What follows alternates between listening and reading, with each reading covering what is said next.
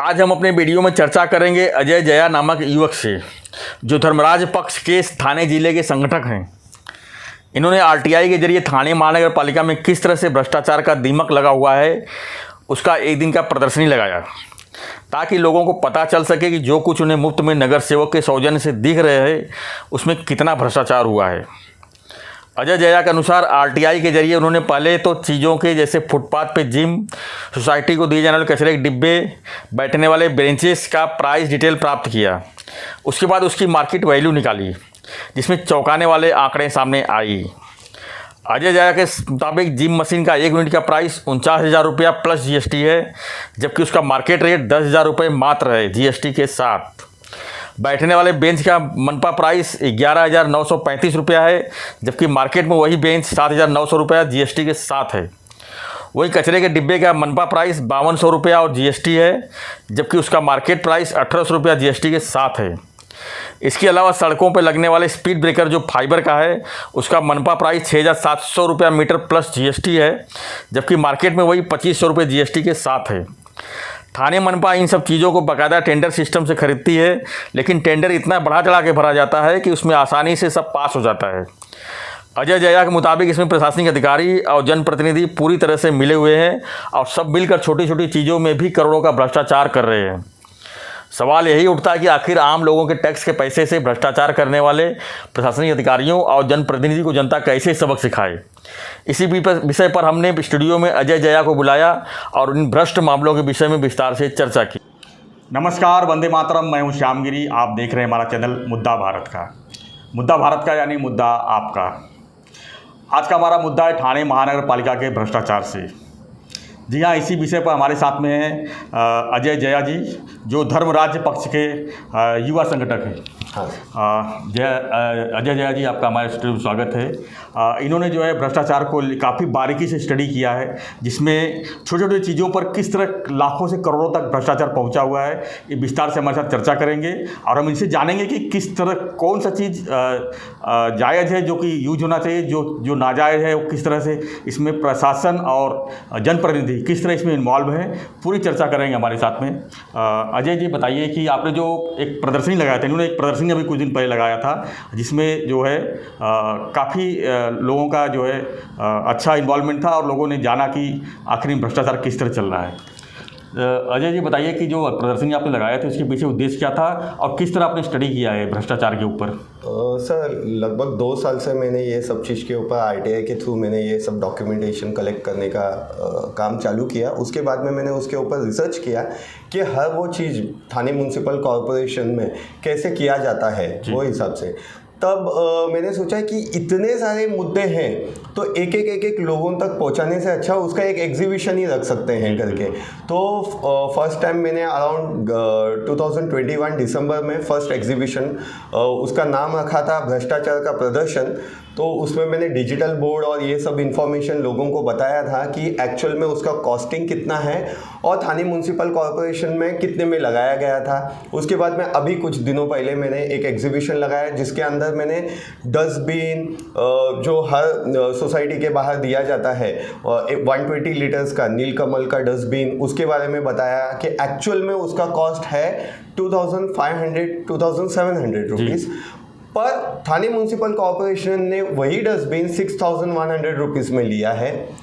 और उसके बाद बेंचेस जो आपने देखे रहेंगे हर सोसाइटी के फुटपाथ पे गार्डन में बेंचेस रहते हैं, वो बेंचेस 4,500 से 7,500 रुपये में मिलता ही है, कॉमनली मिलता है, लेकिन उसे 12,000 रुपये तक और उसके बाद में थोड़ा अच्छा क्वालिटी का बेंचेस या फिर एफआरपी बेंचेस जो रहेंगे वो 22,000 21,000 में लिया जाता है।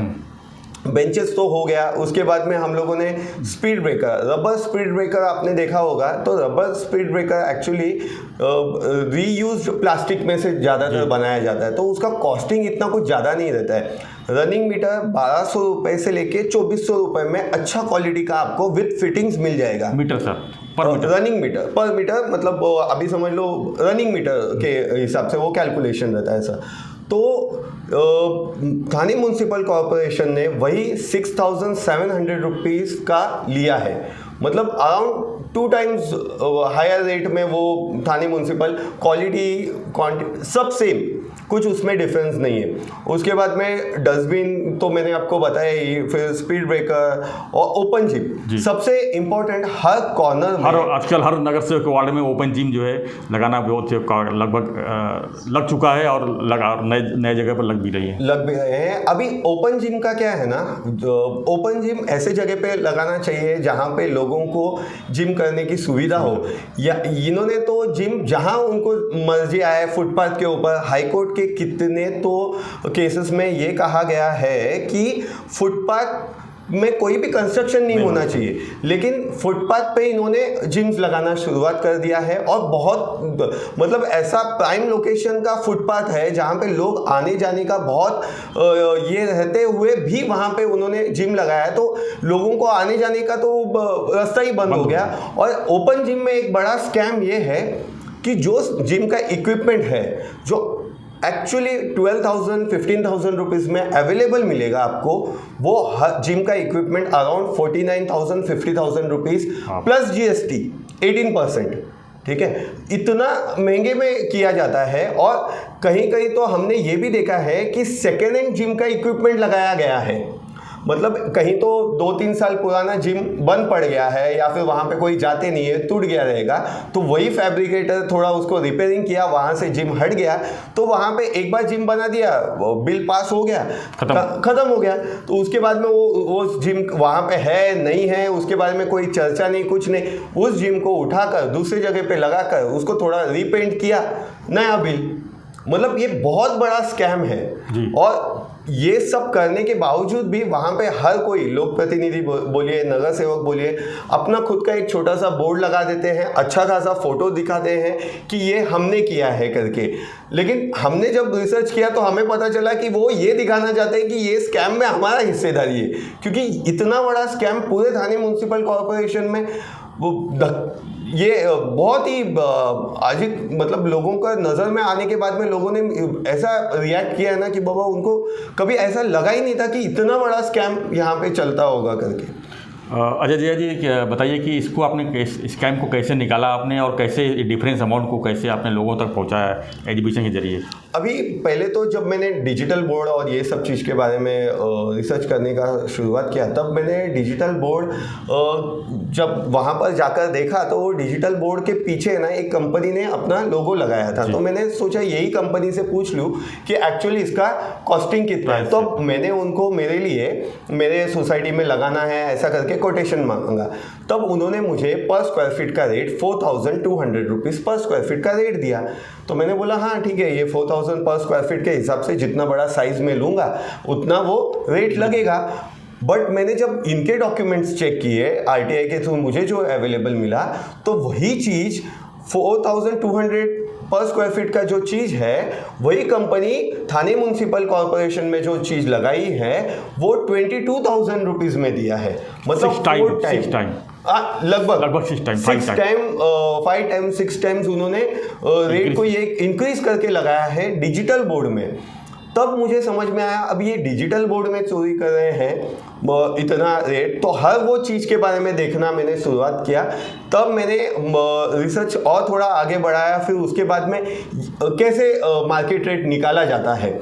अभी थाने म्यूनसिपल कॉरपोरेशन क्या करती है, जब भी उन्हें कुछ चीज़ें लगानी होती है तो उसका मार्केट रेट डिराइव करने के लिए वो हमेशा SSR और DSR से निकालती है। लेकिन जो चीज़ SSR और DSR में अवेलेबल नहीं है तो वो 3 कंपनी को कोटेशन मांगती है कि अगर ये चीज़ हमें थाने म्यूनसिपल कॉरपोरेशन में चाहिए होगा, एग्जाम्पल के लिए डस्टबिन, तो कितने में होगा। तो एक कंपनी बोलेगा मैं 7,000 रुपये में लगाऊंगा, दूसरा कंपनी बोलेगा 8,000 में, और तीसरा बोलेगा 6,000 में। तो जिसने 6,000 का बात किया है तो उसे वो बोलेंगे हाँ ये मार्केट रेट है, क्योंकि इन तीनों में से कम ये है जी। वो मार्केट रेट नहीं पता वो कैसा मार्केट रेट है, वो तीनों भी टेंडर है, तीनों भी पैसा कमाने के लिए बैठे हैं, उसको क्रॉस चेक नहीं किया जा सकता है। ये तीनों का सिंडिकेट है, एक ने कहा यार मैं 8,000 डाल रहा हूँ, एक ने तो 6,000 में अपन क्लोज होगा ऐसा करके। अभी वो बेस रेट बन चुका है थाने म्यूनसिपल कॉरपोरेशन का, तो जितना भी अब डस्टबिन्स लगेंगे थाने म्यूनसिपल कॉरपोरेशन में, हर कॉन्ट्रैक्टर को टेंडर्स जब मिलेगा तो उसे कैलकुलेशन इसी के हिसाब से जाएगा कि ये इतना डस्टबिन लगा रहा है तो इसका रेट है 6100 के हिसाब से। तो मतलब एक बेंच रेट करप्शन का स्टार्ट हो चुका है, वहीं से सब डबलिंग ट्रिपलिंग का काम शुरुआत हो चुका है। वैसा वो डस्टबिन, स्पीड ब्रेकर, हर वो इक्विपमेंट का रेट्स वहाँ पे तय किया जाता है और वही हर डॉक्यूमेंट में ऐड ऑन किया जाता है। तो वो ऐसा डॉक्यूमेंट में बाय कैलकुलेशन देखेंगे ना, डस्टबिन इतने रेट्स, इतने क्वांटिटी, और कैलकुलेशन में परफेक्ट दिखता है, तो आपको वो स्कैम दिखाई नहीं देता है इंडिविजुअल देखने पर जब आपने जीरो से स्टार्ट किया है ना, तब आपको समझ में आता है चोरी पहले ही तैयारी करके रख चुके हैं कि यहाँ से चोरी होगा, तो उसके बाद में हर फाइल में वो कंटिन्यूटी से चलता है। तो मतलब थाने म्यूनसिपल कॉरपोरेशन में 2017 से लेके, मैंने तब से ये रिसर्च किया है इसके लिए, उससे पहले भी वैसे ही होता होगा, बट 2017 के बाद में जितने भी डस्टबिन ये लगे हैं सबके रेट्स यही है। मतलब उतने हमने तो ये देखा है, नगर सेवक निधि और प्रभाग सुधारण निधि वो अराउंड 1 करोड़ 10 लाख रुपया है हर नगर सेवक के लिए पर ईयर के हिसाब से। तो अराउंड 4 करोड़ रुपए आप समझ लीजिए कि पर ईयर 4 नगर सेवक है वैसा, और 5 साल में 5 करोड़। बट हमको एक चीज ये देखने में आया कि एक वार्ड के अंदर 4 नगर सेवक लोगों ने मिलकर अराउंड 80 लाख का सिर्फ डस्टबिन मंगाया 5 साल में, 80 लाख रुपीस का डस्टबिन। और ये डस्टबिन जाता किधर है? ये डस्टबिन ऐसा तो है नहीं कि वेयर एंड टेयर प्रोसेस में 1-1.5 साल में टूट जाएगा। नीलकमल का होता है, स्ट्रॉन्ग होता है, IS मार्क का रहता है, कम से कम डस्टबिन 5 साल तो टिकता ही है। डस्टबिन तो ऐसा हिलता ज़्यादा ये नहीं होता है, तो डस्टबिन का लाइफ अच्छा खासा ही होता है। तो इतना डस्टबिन जाता किधर है? तो पहली बात तो ये डस्टबिन इतने मंगाते ही नहीं है जी। दूसरी बात, डस्टबिन का वैल्यूएशन हमने तो कैलकुलेट किया है, मतलब 80 लाख रुपीस का अगर डस्टबिन मंगाया है, मतलब 40 लाख रुपीस का तो सीधा सीधा करप्शन है उसमें। तो एक डस्टबिन के अलावा भी पूरा नहीं आ रहा है उसके। हाँ, और दूसरी बात स्पीड ब्रेकर में आपने हमेशा सर स्पीड ब्रेकर है ना, लगाते हैं फिर वो 6 महीने के बाद गायब हो जाता है, या तो टूट जाता है या रहता ही नहीं है। फिर 2 साल बाद वही नगर सेवक फिर से आगे पीछे, मतलब स्पीड ब्रेकर पहले यहाँ पे लगाया होगा ना, तो 1-2 मीटर आगे पीछे का फोटो निकालेंगे, वापस स्पीड ब्रेकर। अभी ये स्पीड ब्रेकर अपन ने मैं जो रेट बता रहा हूँ 6750, अगर वो हिसाब से भी अगर आपने कैलकुलेट किया ना, तो ज़्यादा से ज़्यादा एक रो लगाने के लिए आपको ज़्यादा से ज़्यादा सर 50,000 या 30,000 जाएगा। पर 2 लाख रुपए का फाइल तो क्रिएट करना है ना, तो उसमें ऐसा दिखाते हैं कि इधर से ऐसा लगेगा, लगता सिर्फ 2 रो है, लेकिन 2 लाख का फाइल बनता है एक ब्रेकर के लिए। 1-2 स्ट्रिप लगाते हैं, मतलब इधर एक जगह पे लगाया और वहां पे एक जगह पे लगाया, ऐसा दिखा के, और 2 लाख रुपए का फाइल। अब वो 2 लाख रुपए का फाइल टेंडर जाएगा तो कोई एक बोलेगा मैं यही चीज 1,97,000 में करता हूँ, हाँ तो इसने 3,000 कम में दिया तो इसको टेंडर मिल जाता है। अरे वो लेकिन वो पता नहीं करेंगे मार्केट में कितना है इसका वैल्यू। एक्चुअली वो 30-40 हज़ार रुपए में दोनों काम हो चुका रहता है। ये रेट के साथ में कैलकुलेशन करने के बाद में भी मैं बोल रहा हूँ वो 50-60 हज़ार रुपए में काम हो सकता है, लेकिन ये बहुत। और स्पीड हाईकोर्ट ने भी प्लास्टिक के स्पीड ब्रेकर के ऊपर कितने बार तो ये किया है, क्योंकि वो स्पीड ब्रेकर का जो कितने लोगों का कंप्लेंट्स है, क्योंकि जब वो बाइक चलाते हैं तो उनका जो रीढ़ के हड्डी है उसमें बैक पेन का ये होता है, क्योंकि वो एकदम ही ये गाड़ियों को भी नुकसान करता है और स्पीड ब्रेकर को। और फिर कभी ऐसा लोकल लोगों ने, अभी पहले वो लोग क्या डिमांड करते हैं नगर सेवक अपने लेटर हेड में, कि यहाँ के लोगों ने मांगा है, ठीक है, कि हमें यहाँ पे स्पीड ब्रेकर चाहिए करके। वैसा होने के बाद चालू होता है कितने बार तो वहाँ के लोकल लोगों ने वो तोड़ा है कि हम लोगों को प्रॉब्लम होता है करके। तो मतलब लोकल लोगों ने मांगा ही नहीं था, लेकिन जबरदस्ती लगाया जाता है। फिर कितने प्रपोजल्स मैं आपको दिखा सकता हूँ सर, जहाँ पे इन्होंने प्रपोज किया है कि यहाँ पे बनाएंगे, वहाँ पे बनाने के बाद में लोगों ने ऑब्जेक्शन लिया तो हटाया। तो अगर लोगों ने मांगा तब ऑब्जेक्शन क्यों करेंगे? तो फिर क्या करते हैं, क्योंकि अभी टेंडर पास हो चुका है, काम करना ही है, तो कहीं तो बाजू में करो और फिर उसका बिल बनाओ। तो ये बिलिंग में चेंज करना, ये सब रिदम उनका चलते ही रहता है। एक तो खतरनाक चीज़ ये है कि जिम का इक्विपमेंट 15,000 का चीज़ 50,000 में लेने के बावजूद भी सेकेंड हैंड जिम का इक्विपमेंट लगा के बिल पास करने का ये जो सिस्टम है ये बड़े पैमाने पे है, क्योंकि कोई उस पर ध्यान नहीं देता है। और करप्शन में पीएचडी थाने म्यूनसिपल कॉरपोरेशन के हर नगर सेवक ने किया हुआ है, क्योंकि ये इतना सिंपल काम है ना जो हर किसी के नज़र में था, लेकिन किसी ने आवाज़ नहीं उठाया। अजय जी, क्या आप मानते हैं कि ये सब चीज़ों से जो है आज नगर सेवक नगर सेठ बन जाते हैं? एग्जैक्टली जिसका अभी मैं आपको हर नगर सेवक का आप देखो, जिसका पूरे ज़िंदगी में उसका एज रहेगा, एग्जाम्पल 35 एज है और वो इलेक्शन 2012 में लड़ रहा है, तब उसका पूरा प्रॉपर्टी था 1 से 1.5 करोड़ रुपए। उसका पगार है 55,000 रुपीज़ नगर सेवक होने के बाद में, ठीक है, हर महीना। तो उसका रेवेन्यू कितना बढ़ना चाहिए? उसका परदादा का प्रॉपर्टी ये सब पकड़ के उसने अपना एफिडेविट में दिखाया कि उसके पास 1.5 करोड़ रुपया है, लेकिन जब वो दूसरा एफिडेविट भरता है 2017 में 5 साल बाद, तो 4.5 करोड़ से 5 करोड़ का रेवेन्यू दिखाता है। वो तो वाइट का दिखाता है। अब वो कहता है कि मैं बिजनेस कर रहा था, मेरा दूसरे बिजनेस के सोर्स से पैसा ये हुआ। तो 35 साल तक 40 साल तक उसने कौन सा बिजनेस किया है जिसमें सिर्फ उसका पूरा जिंदगी का रकम उसने 1.5 करोड़ रुपए ही कमा पाया, और अचानक 5 साल में। और मूल बात क्या है कि हमारे जो लोक प्रतिनिधि है वो जो हमारे बातें हैं वह महानगर पालिका में जाकर उधर मांग करनी चाहिए, वो छोड़कर ये लोग दूसरा कोई काम कर रहे हैं क्या?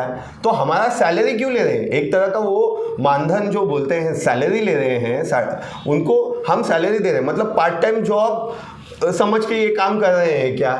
क्योंकि पार्ट टाइम जॉब करने अभी जो म्यूनसिपल कॉरपोरेशन 3,300 करोड़ का बजट है अंदाजन, तो ये म्यूनसिपल कॉरपोरेशन हर साल है ना, थाने म्यूनसिपल कॉरपोरेशन कर्जे में जा रहा है, लेकिन नगर सेवक सिर्फ है ना उनका प्रॉपर्टी बढ़ते जा रहा है। और ये सब महानगर पालिका संभालने का जिम्मेदारी नगर सेवक और इनको दिया गया है, महापौर इनको दिया गया है, और महापौर का रेवेन्यू बढ़ते गया है, लेकिन जो महानगर पालिका है वो डूब गया है। मतलब हमने अच्छे बिजनेसमैन लोगों को ही भेजा है जिनको अच्छा बिजनेस करने को आता है, लेकिन जब उनको कोई संस्था चलाने को देते हैं या मैनेज करने को देते हैं वो संस्था डूब जाती है, लेकिन इनका ये चलता है। तो ये सीधी सीधी बात है कि पैसा कहाँ जा रहा है और कौन इसमें सबसे ज़्यादा हिस्सेदारी ले रहा है। अजय जी, आप एक बात और बताइए कि इसका रिस्पॉन्सिबिलिटी किसको मानते हैं आप? 30 साल से शिवसेना की सत्ता है ठाणे महानगर पालिका में,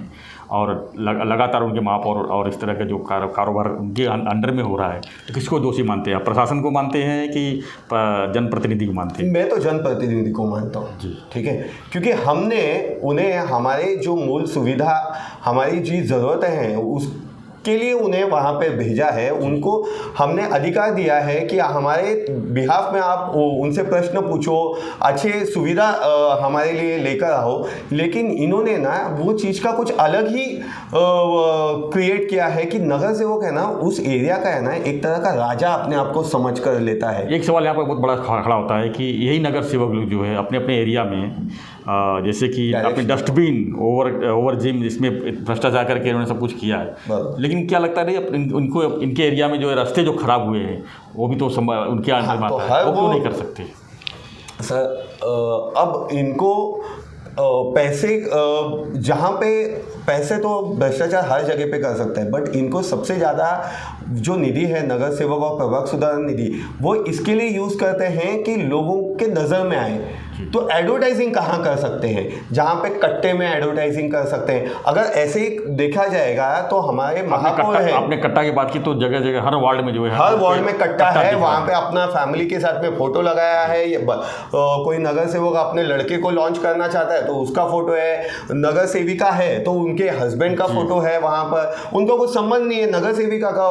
पहली बात तो वो भी इलीगल है, ये फोटोज वो लोग सब शुरुआत करते हैं। अभी सबसे इम्पोर्टेंट सबसे प्रतिनिधि मेन महापौर है, हमारे थाने के महापौर नरेश मस्के ने इम्पोर्टेंट काम क्या किया था कि हर कोई उनसे डिमांड कर चुके रहेंगे कि हमारे एरिया में गटर का काम चाहिए, या फिर कोई किसी ने ये कहा होगा कि हमारे यहाँ पे पानी भरता है, इसके लिए साफ़ सफाई का काम कर दो। ये सब काम होते हुए भी जो मेयर्स फंड होता है या फिर वो जो डिसीजन बताएंगे कि यहाँ पे ये काम करना चाहिए, उसमें उन्होंने डायरेक्शनल बोर्ड्स का डिमांड किया है। ठीक है, डायरेक्शनल बोर्ड्स उनका जब देखोगे आप तो उसमें 50% खुद का एडवर्टाइजिंग करके लिया है, वो भी 25 लाख रुपीस का फाइल उन्होंने मतलब डायरेक्शनल बोर्ड्स के लिए अलॉट करने के लिए कहा गया है। 25 लाख रुपीस में 18 बोर्ड्स, जिसका वैल्यू 55,000 भी नहीं रहेगा पर बोर्ड का, तो अराउंड वो 10 लाख रुपए में होना चाहिए। उसमें लाइट जो रहेगा डायरेक्शनल बोर्ड्स में रहेगा तो वो लाइट महानगर पालिका पे करेगी, लेकिन 50% एडवर्टाइजिंग वो सेल्फ उनका एडवर्टाइजिंग करके लेते हैं। ये तो एक बहुत बड़ा ये है ना, मिसयूज ऑफ पब्लिक फंड है जी। आपको मेयर फंड दिया गया है लोगों के लिए, और वो पूरे थाने महानगर पालिका में कोई भी इंपॉर्टेंट काम के लिए यूज़ करना चाहिए। उन्होंने ओपन जिम बनाया ताकि वहाँ पे खुद का बोर्ड लगाए, खुद का एडवर्टाइजिंग करें। उन्होंने कट्टे बनाए ताकि एडवर्टाइजिंग करें। उसी एरिया में आप बाजू में देखोगे तो वहाँ पे खड्डे पड़े हैं, तो वो खड्डे भरने के लिए, वहाँ पे सब ठीक करने के लिए वो पैसे नहीं दिए गए। वहाँ पे कट्टा बांधो, खुद का एडवर्टाइजिंग करके लो। इलीगल एडवर्टाइजिंग है। थाने म्युनिसिपल कॉर्पोरेशन कह रहा है कि वो एडवर्टाइजिंग का फोटोज हमने नहीं लगाया, तो किसने लगाया? तो वो एडवर्टाइजिंग का फोटो थाने म्युनिसिपल कॉर्पोरेशन ने नहीं लगाया, तो कॉन्ट्रैक्टर ने लगाया, या तो फिर वो लोक प्रतिनिधि या उनके आदमी लोगों ने लगाया। तो कॉन्ट्रैक्टर ने अगर लगाया है तो उसने किसके लिए लगाया है? उनको खुश करने के लिए लगाया है जी। तो खुश किसके लिए किया जा सकता है? एक तरह का वो करप्शन है कि बाबा मैं आपका ये काम करके देता हूँ, बदले में आप मेरा फाइल क्लियर करो या फिर उसमें बीच में रुकावट मत लेकर आओ। ये एक तरीके का करप्शन है, बड़ा करप्शन है ये।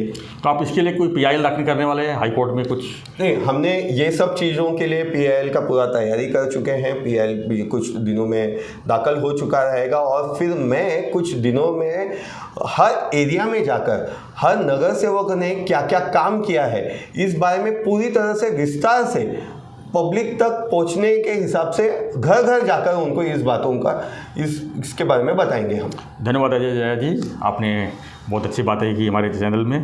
तो आप लोग को लगता है कि हर चीज़ फ्री में मिल रहा है, जैसे कि डस्टबिन फ्री में मिल रहा है, जिम का इक्विपमेंट फ्री में हो रहा है, लेकिन इसके पीछे कितना बड़ा करप्शन है इसका खुलासा इन्होंने अजय जया जी ने बोले, जो धर्म राज्य पक्ष से जुड़े हुए हैं। और उम्मीद करूँगा कि आगे ऐसे पोल खोल करते रहेंगे।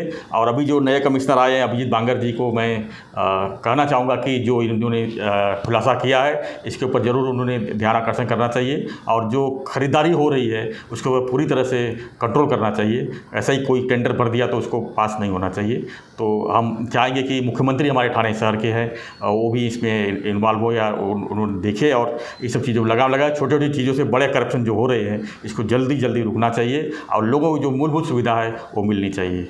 धन्यवाद। जय हिंद, जय महाराष्ट्र।